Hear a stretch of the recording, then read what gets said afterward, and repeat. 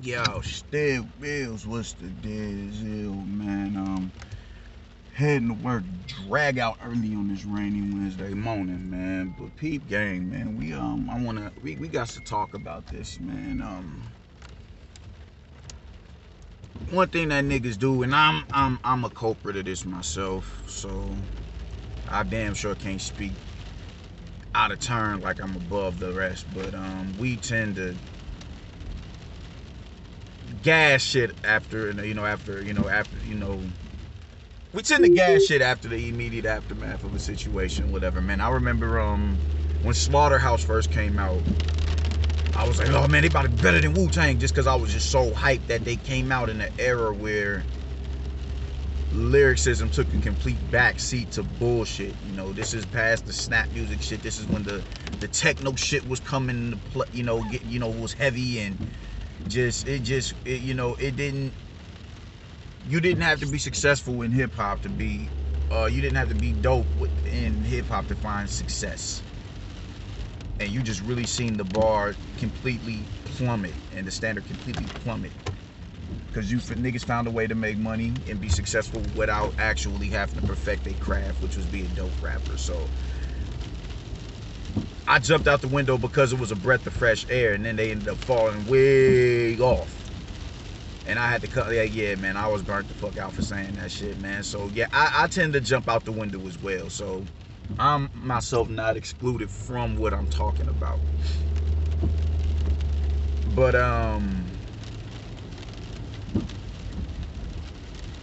niggas is saying that Shakur Stevenson, as brilliant as a performance that he put on last Saturday, that he's ready for the likes of the Devin Haney's and the Lomachinkos and shit like that. Just off of, based off of what he did to Jamel Herring. Now, Jamel Herring was a champion. It was a damn good win, and he went in there and he stopped me. I don't see how there's no way you could discredit a win like that, man. That was a really impeccable performance that he put on last Saturday, man. But my biggest thing is, can we wait until he did? Because from a skill set, there's people at 35 that I think he can beat. Most definitely. I think he beats Ryan Garcia. I do. I think he beat Ryan Garcia because Ryan Garcia is just too many glaring flaws in his game at the moment, man. The thing, he's getting saved by his power. And now there is technique there. There is technique, but he's not as polished as a lot of the other cats in the division, whether it's that division or the division beneath him. He just has a lot more ironing out in his game than he needs to do. So I don't think he beat him. He's getting saved by his power, and it's like, all right, you can time your lead left hook to catch a Shakur Stevenson, because this kid is showing immaculate defense. So you throwing a home run shot is not gonna, that's not gonna be enough to deal with this kid. Him and Devin Haney, I feel, would be a really good match, because it's gonna be a beautiful display of skill set between the two of them. That would be dope. That would be dope. But the thing is, now Jamel Herring isn't Jorge Linares. Jorge Linares was one of the top dogs, we wanted to see Jorge Linares fight Mikey Garcia. When Mikey Garcia was getting busy, when Mikey Garcia was a pound for pound fighter. We wanted to see that, because we thought that highly of Jorge Linares. Jamel Herring is a champion, most definitely, man, but a lot of people didn't herald him as like the best in the division. There was a lot of people who felt that contenders would take the right contender would take his belt from him. They didn't hold him up there in the esteem of a Miguel Berchelt or a Tevin Farmer or even an Oscar Valdez. They didn't hold it in Tank. They never held him in that level of regard. They just didn't. But he was a champion, a skilled champion nonetheless. And It's a good win, most definitely. I don't think anybody should be discrediting Shakur Stevenson's win over him, and you damn sure shouldn't be discrediting Jamel Herring, because I think he was a real good champion. But Jorge Linares is, he was a better champion. He was better. And I hate having to say that, man, because he really rocked with home team, but just for conversation purposes, I'll be as unbiased as I possibly can be. So Jorge Linares was, he's more polished, he's more seasoned, he's been in there with bigger, with better opposition. So on that aspect alone, I'd edge Devin Haney in a fight at 135 pounds, just because he's dealt with the better foes. Now, when you talk about Lomachenko, I still think Lomachenko is the baddest man in the division. Me personally, I think people still to this day they not overestimate, but they overplay that victory that Teofimo got over Lomachenko, and they're just happy that he lost, but they're not fully unpacking what actually went down in the fight. They're not doing that. So yeah, man, yeah.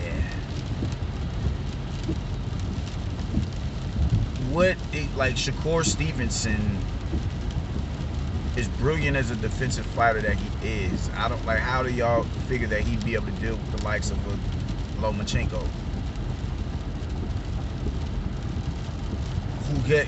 whose head movement is just as elusive as Shakur Stevenson? Like, people was really bugging the fuck out, like, this dude don't get busy. You dig me? Like, he has better foot movement than Shakur Stevenson. He does. You're not going to be able to just, you can't sit in the pocket with goddamn Lomachenko. He places his punches very well. He has an impeccable punch selection, man. As good as Shakur Stevenson is, I don't think it's plausible for us to jump out of the window at the moment and just start saying that he can beat him and him and him and him and him, just based off of the performance that he gave us against Jamel Herring. I don't think that's the wise thing to do. Oscar Valdez, is talks that, he's not even talks. He's calling out Oscar Valdez, let's unify, and Oscar Valdez seems to be, diverting his attention elsewhere, Navarrete and shit. And I'm like, nah, I wouldn't even be mad at it if they each got they defended their title against one more individual before clashing with each other. I wouldn't be mad at that. I wouldn't be mad at that at all. And we get to fight around spring, summer. I wouldn't be mad at that whatsoever. I think that would be cool. I think that'd be real cool, honestly. Get the fight around summertime, springtime. That'd be love. That would be love.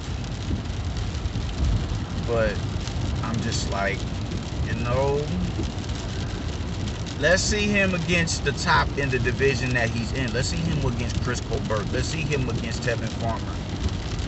If Javier Fortuna wants to drop back down to 130, let's see him in there with Javier Fortuna. Let's see him in there with, I was about to say Richard Coleman. Hell no. But let's see him in there with these, with these killers at 130. Let's see him in. I think he destroyed Leo Santa Cruz. I really do. I think he stopped Leo Santa Cruz. But shit, let's see him in there with Leo Santa Cruz. Let's see him in there with these fighters before we be like, all right, cool. Let's see if we can gradually move him up. But I think people do that. I mean, they did the same with Usyk and Joshua, and they turned out to be right. They turned out to be right. I remember my coach telling me, man, he's gonna do this and that and the third to Anthony Joshua, and I'm like, nah, I ain't hearing it. And he went in there and he beat Joshua. We gotta talk about Joshua as well. But he, I think he did a really good, not really good. I think he put on a spectacular performance last Saturday, and I'm not even saying that the kid can't go up to 135 and do big things. I'm just saying let's see him sharpen his sword at 130 in the division where he just became a champion in, before we start moving him up, saying that he can beat and deal with the champions and the former world champions up there. That's all I'm saying. In particular with Lomachenko, man, because people just keep writing this dude off. Like, I heard somebody say, I don't give him no, ring IQ. It was his man Alexis on there was, I don't give Lomachenko no credit for beating Nakatani, and I'm like, how? He'd never been stopped before. He's proven to be durable. He's been dropped, got back up, and stopped the dude who dropped him. How don't you give him that? Nakatani has never looked like, looked as pedestrian as he looked against Lomachenko. Hell yeah, he gets all the credit in the world for beating Nakatani. Nakatani was fresh off a knockout victory over Felix Verdejo. Yes, he is entitled to that win. He deserves full credit for that win. He deserves full credit for that win. I'll be like, man, y'all are really really underestimating Lomachenko, and that's dangerous. That's a dangerous thing to do.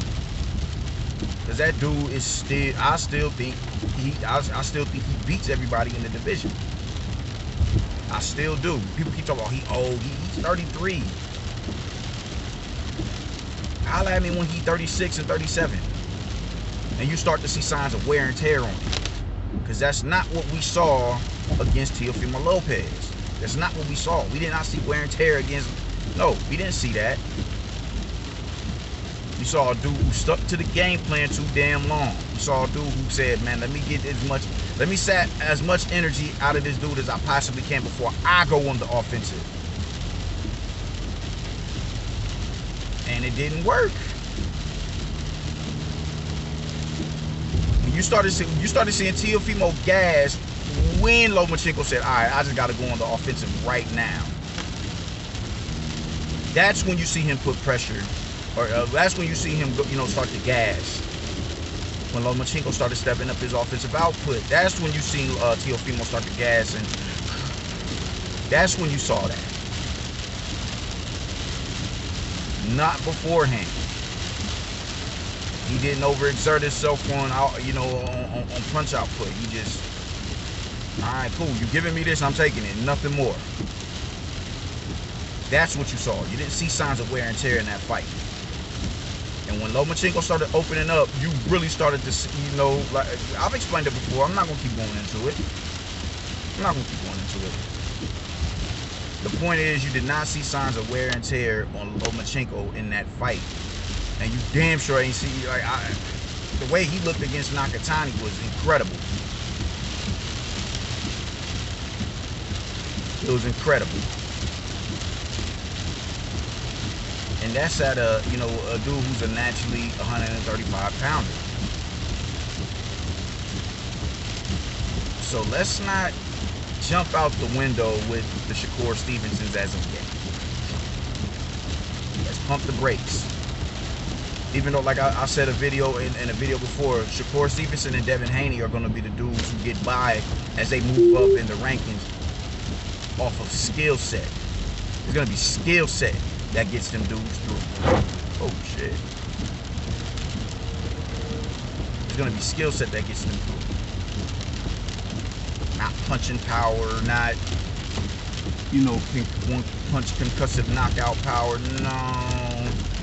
That's not who they are. They just wasn't blessed with power. They were blessed with the impeccable level of boxing acumen. That's their bread and butter. And that's what's going to be what carries them. But they have more to worry about when they get in the ring with somebody who has a fair balance of both. Lomachenko isn't the biggest puncher at 135 pounds, but he has multiple stoppages at that division. And he hits hard enough to where he has respectable power. He has respectable power. And it's shots that you don't see coming because he doesn't come down on the line. He stays off the line.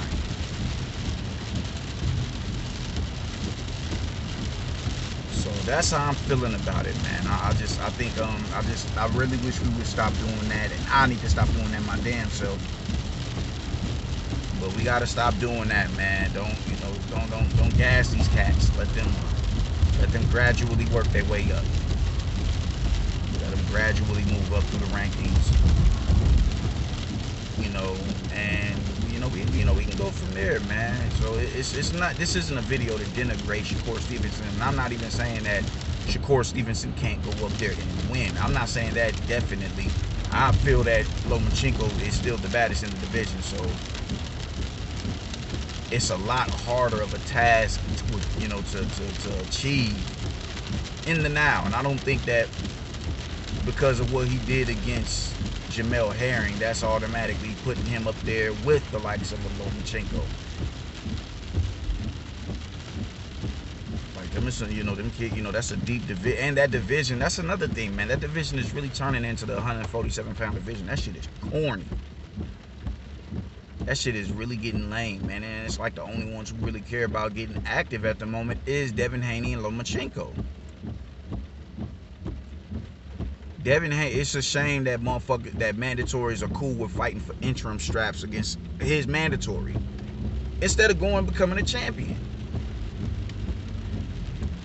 And Lomachenko at this point is doing what Manny Pacquiao did with Floyd Mayweather after he lost. He's chasing that rematch. He's chasing that.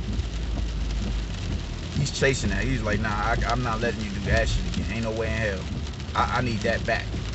Because he knew where he fucked up at.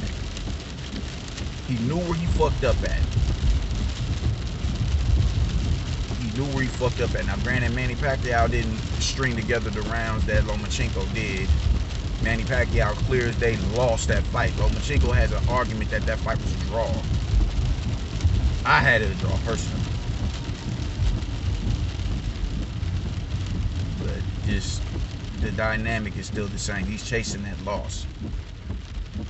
He's chasing that loss. So I'm like, yo, just let's pump the brakes real quick on just saying that Shakur Stevenson is gonna go up in here and just beat on Lomachenko because Lomachenko lost to Teofimo Lopez.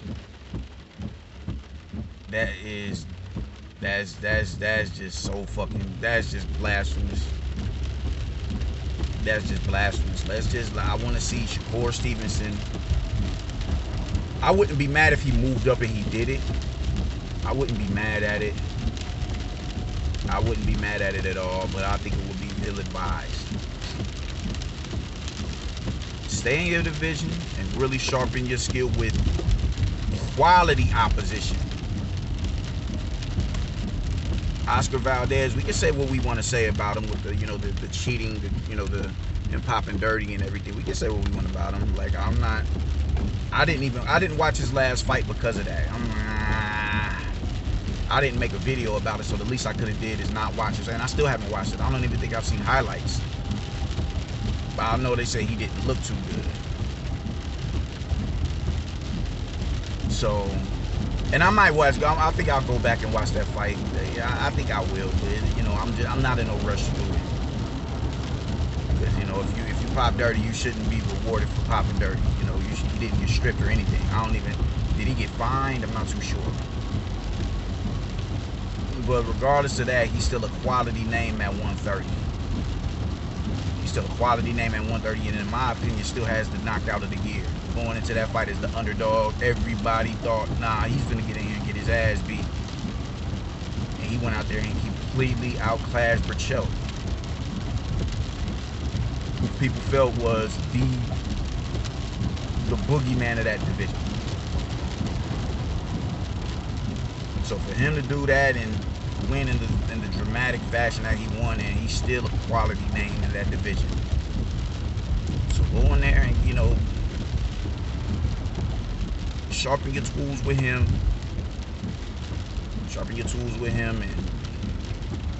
And even the Miguel Burchels, and then move up. It's a lot of 130 pounders over there on that side of the street. It's a lot of the 130 pounders where the politics ain't as they're not as prevalent as they are, everywhere else. The fights are easier to make. Go make them fights.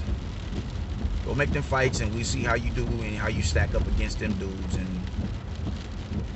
after that, then let's talk about moving up. Let's go through adversity. Let's see how you deal with somebody who is just not, they, as slick as you are, they're timing your head movement and they hitting you on the way up. You're not pulling back far enough. You're not dipping low enough. You're not slipping your head outside of the line far enough. Let's see how you deal with those type of obstacles before we entertain you moving up and dealing with more, with boxers who are on your level of skill and hit harder. So that's how I'm feeling about it, man. I'm pulling up into the shop right now, man. I'll do another video about Joshua later, man. But yeah, peace.